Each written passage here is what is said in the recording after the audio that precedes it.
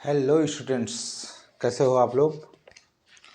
अभी हम लोग क्लास 7 का जो बुक है एक्सरसाइज 11.2, ठीक है,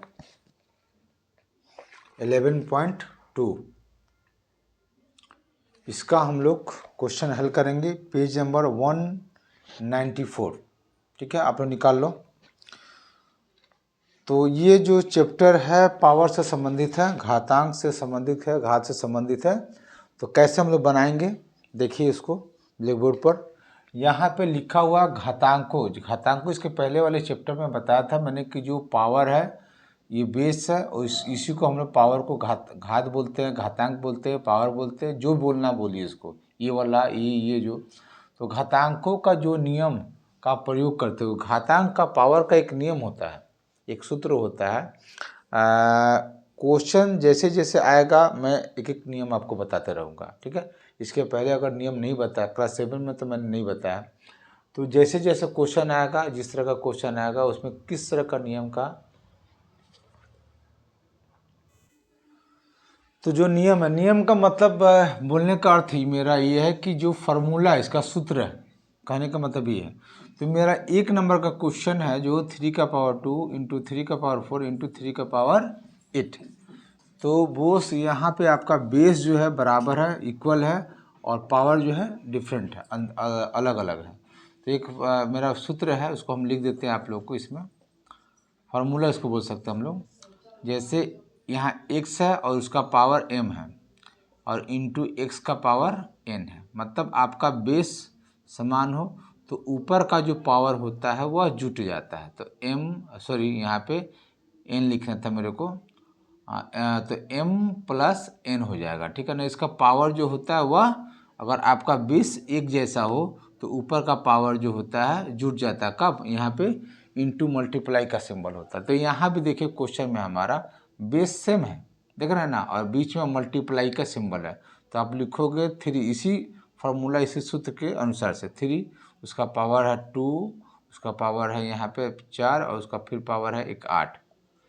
तो आपका 3 का पावर 8, 4, 12 और 2, 14। तो आप इसको 14 लिखेंगे। तो यहाँ पे लिखा उत्तर को घातांकीय रूप में भी लिखना है, तो आपका आंसर आपका आया 3 का पावर 14। तो ये पावर के रूप में हम लोग इसको लिख दिए।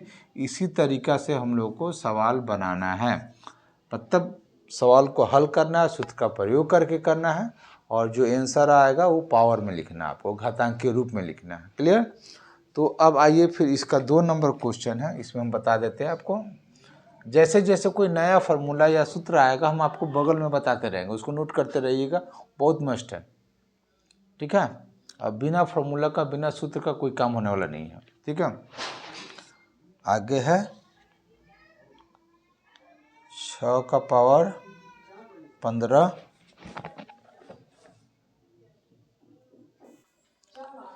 तो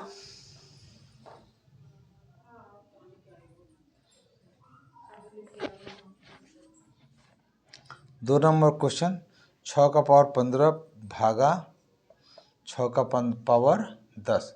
अब देखिए यहाँ पे मल्टीप्लाई था, यहाँ पे डिवाइडेड का सिंबल आ गया। तो एक और सूत्र मैं बता देता हूँ, ये तो 1 नंबर सूत्र मैंने बताया, एक और सूत्र मैंने बता रहा हूँ।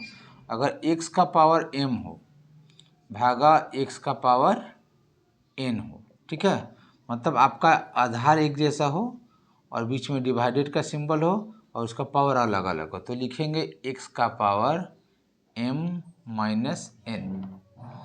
और इसको हम लोग ऐसे भी लिख सकते हैं कि x का पावर m बटा x का पावर n, ऐसे भी लिखते हैं, कोई दिक्कत नहीं है, दोनों चीज़ दोनों तरीक़ा से लिख सकते हैं। तो बोस यहाँ पे 6 का पावर 15 घटाओ 10, तो बोस 15 में से 10 घटाएंगे तो 6 का पावर 5 लगेगा, बचेगा 5। ये आपका आंसर हो गया। तो इस तरह से हम लोग को सवाल बनाना है। तो जैसे जैसे नया नया सवाल आएगा वैसे वैसे नया नया सूत्र आएगा, आप लोग को हम बताते रहेंगे। तब तक आप लोग बनाइए इसको। हाँ, 3 नंबर क्वेश्चन देखते हैं। 3 नंबर क्वेश्चन में लिखा हुआ है कि a का पावर 3 है और a का इंटू a का पावर 2 है। तो बेस आपका सेम है, तो a का पावर 3 प्लस 2, a का पावर 3 और 2 5 हो जाएगा। ये आपका आंसर हुआ।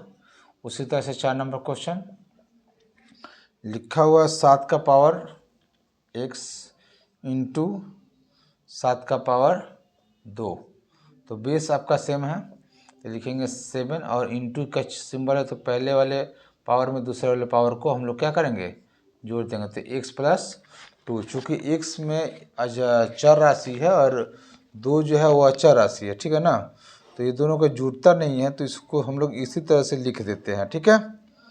तो 7 का पावर x प्लस 2 और उसके बाद जो है चलिए इसको नोट कीजिए, फिर हम बता रहे फिर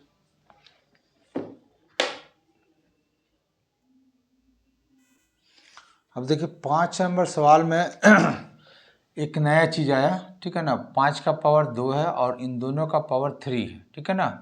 तो एक नया नियम, एक नया फार्मूला, एक नया सूत्र होगा, मैं उसको बता रहा हूँ। देखिए ध्यान से कि अगर किसी भी चीज़ का पावर कुछ भी हो और उन दोनों का पावर n हो, ठीक है ना, तो हम लोग लिखेंगे कि x का पावर, चूँकि पावर पावर में मल्टीप्लाई होता है तो m गुने n लिखेंगे, ठीक है ना। तो ये आपका एक सूत्र हुआ इसका। अगर घात का पावर है तो पावर पावर में हम लोग गुना करेंगे। तो इसी तरह से सबसे पहले आप पावर, यहाँ 5 का पावर 2 है और उसका पावर 3 है, तो सबसे पहले पावर पावर को उसको तोड़ने के लिए, हल करने के लिए पावर पावर में आप मल्टीप्लाई करेंगे। तो 2 गुने 3 डिवाइडेड 5 का पावर 3, तो यहाँ पे 5 का पावर आपका हो गया 3 दूनी 6 डिवाइडेड 5 का पावर 3। अब देखिए अब यहाँ पे भागा का सिंबल है तो 2 नंबर सूत्र का प्रयोग करेंगे, ये वाला, ठीक है। तो लिखेंगे 5 का पावर 6 घटाओ 3, तो ये बचेगा 5 का पावर 3। ये आपका आंसर हो जाएगा 5 नंबर का, ठीक है ना। तो इस तरह से हम लोग को, मैं जैसे जैसे नया नया सवाल आ रहा है वैसे वैसे मैं सूत्र का प्रयोग करते हुए आप लोगों को बता रहा हूँ, ठीक है ना। तो उस तरह से हम लोग को बनाना है, ठीक है। तो 5 का पावर 3 इसका आंसर हुआ। तो इसको नोट कीजिए, फिर आगे हम लोग बढ़ते हैं। अब आइए 6 नंबर सवाल लिखा हुआ है कि 2 का पावर 5 है और 5 का पावर 5 है। तो ये तो एकदम बिल्कुल अलग हो गया। यहाँ पे बेस ही को चेंज कर दिया, यहाँ पे बेस 2 है और यहाँ पे बेस 5 है, ठीक है ना। तो इस तरह का अगर सवाल आता है तो कैसे हल करेंगे, देखिए उसके लिए भी एक नियम बता रहे हैं आपको कि अगर मान लीजिए x का पावर m है और इंटू वाई का पावर m है, मतलब पावर सेम है और इसका जो बेस है वो अलग अलग है, तो लिखेंगे हम लोग x गुने वाई और दोनों का पावर m, ऐसे भी लिख सकते हैं, ये सूत्र है। तो वही सूत्र पर हम लोग लिखेंगे 2 गुने 5 और दोनों का पावर कितना हो जाएगा 5, 5 दूनी 10, 10 का पावर का 5, ये आपका आंसर हो जाएगा। उसी तरह से अब 7 नंबर क्वेश्चन, 7 नंबर क्वेश्चन में लिखा हुआ है कि a का पावर 4 इंटू बी का पावर 4। तो इसी सूत्र से, चूँकि इसका भी पावर 4 है और बी का भी पावर 4, अब इससे हम बताएं वही क्वेश्चन है। तो a इंटू बी और दोनों का पावर 4, तो आप लिख सकते हैं कि a और b का पावर 4, ऐसे भी लिख सकते हैं उसको, ठीक है ना। बस यही आपका आंसर हो जाएगा, क्योंकि सभी को आपको पावर में लिखना है, घातांकीय रूप में लिखना है। तो घातांकीय रूप में लिखने के लिए इसी तरीके से आपको लिखना होगा, ठीक है। चलिए इसको नोट कीजिए आप लोग, 5, 6 नंबर और 7 नंबर।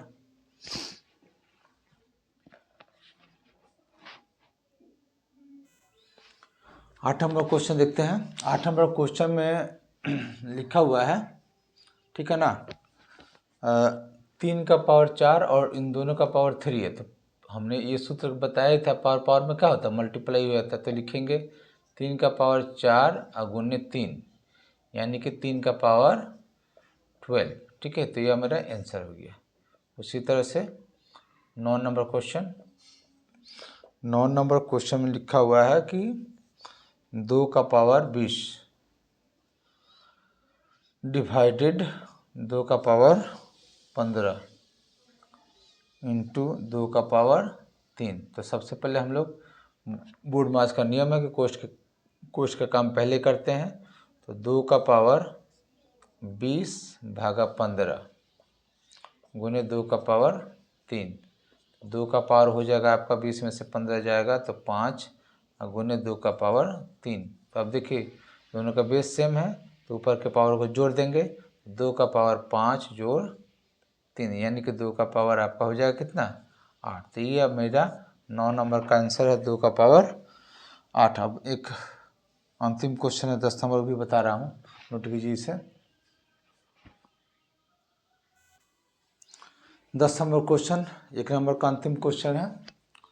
यहाँ देखिए 8 का पावर t है और भागा 8 का पावर जो है वह 2 है, ठीक है ना। तो यहाँ पे डिवाइडेड का सिंबल है तो 2 नंबर सूत्र, तो लिखेंगे हम लोग 8 का पावर t घटाव 2, तो t में से 2 घटेगा नहीं तो यही मेरा आंसर हो जाएगा, ठीक है। इसी तरह से सम टू सम हम लोग को लिख देना। ये 1 नंबर क्वेश्चन आपका कंप्लीट हुआ। और पहली बार अगर आप मेरे वीडियो को देख रहे हैं और मेरा वीडियो अगर अच्छा लग रहा हो तो बस मेरे वीडियो को अपने दोस्तों को भी शेयर करें, बताएं और मेरे चैनल को सब्सक्राइब करें और बेल आइकन को दबा दें ताकि कोई भी नया वीडियो अगर अपलोड हो तो उसका नोटिफिकेशन आप लोगों को मिलता रहे, ठीक है। तब तक आप लोग 1 नंबर बनाइए, ठीक है। नेक्स्ट अगले वीडियो में हम लोग बनाएंगे, हल करेंगे। चलिए धन्यवाद।